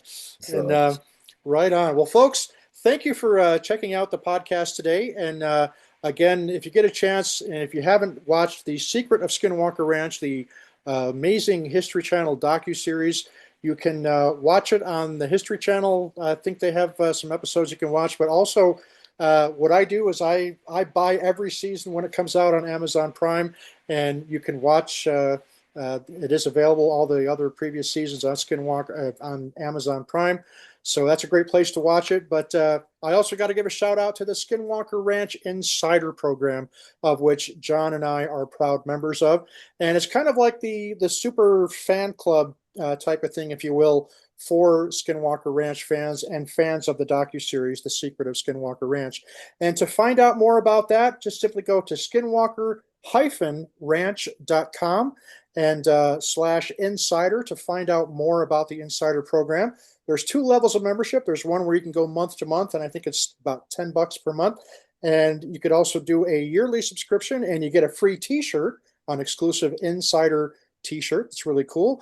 And if you live in the Intermountain West, the state of Utah, or anywhere nearby, every September they have Phenomicon hosted in Vernal, Utah, and Skinwalker Ranch always has a big presence there. Great opportunity to meet the members of the team during Phenomicon. And if you're an insider, Roger and I, of course, always host the Skinwalker Ranch family, Skinwalker Ranch Insider Family Reunion every year, because that's how I met John. And that's a lot of fun as well. But I'll put the link in the description down below for you folks to check out the Insider program. And a big shout out to all of our friends that are parts of the Skinwalker Ranch Insider program, including our good friend Michelle Stratton, and of course Debbie, one of the moderators, and Savannah, the new moderator and admin that we have there for the Skinwalker Ranch Insider program. And folks, if you liked what you heard here, hit that subscribe button if you haven't already, and give us a like, because we like the likes. And let us know in the comments below, what are some of the things that you're drawn to about this crazy phenomena known as Skinwalker Ranch? What do you think about the phenomena, and where do you think that the UAP or UFO disclosure is headed? All these things we'd love to hear from you. So with that, folks, again, we want to wish Roger a speedy recovery and hope that he's back soon. And next weekend, we're going to be recording another podcast, and we should have Johnny Stratton back with us. And some of the exciting episodes we've got coming up, we're working on getting all of the members of Hitchhiker together in one room, including Travis Taylor and that other guy, Jay Stratton. Maybe we'll get Jay to join us for that. But it will be strictly about music and about Hitchhiker. We won't talk so much about Skinwalker Ranch and the stuff that Jay obviously is going to be talking about in the upcoming documentary, and also his memoirs that'll be coming out soon. So we're going to have the band on hopefully before too long, just to simply talk about music and what the band is working on. And we've got some other fun stuff that's planned in the upcoming weeks and months as well. But beyond that, folks, thanks again for tuning in, and we will see you next time right here on the Soul of the Unexplained. See ya.